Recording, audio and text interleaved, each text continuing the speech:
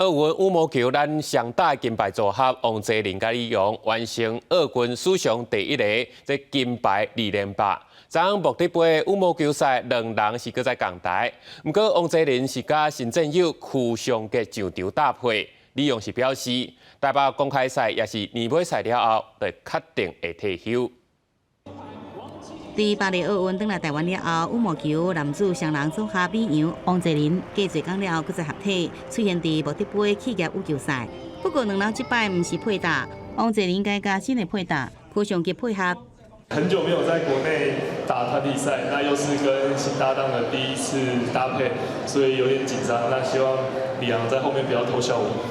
希望老战友李阳莫笑伊，不过家己确实一直开李阳，敢若有伫为9届台北羽球公开赛偷偷伫身边。他感觉就是肉肉的，感觉变壮了，所以想说，他是不是去做又去偷偷做特训，然后再备战台北公开赛。王泽林礼拜要启程去日本，甲新的配搭为日本公开赛来备战。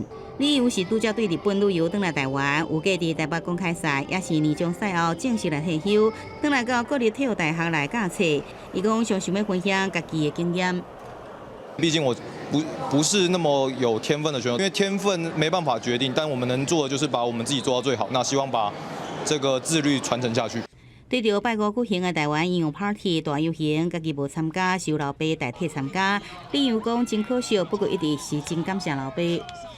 也谢谢爸爸代替我参加，因为我觉得如果一个好运动员没有家人支持，其实很难达到这么顶尖吧。我觉得。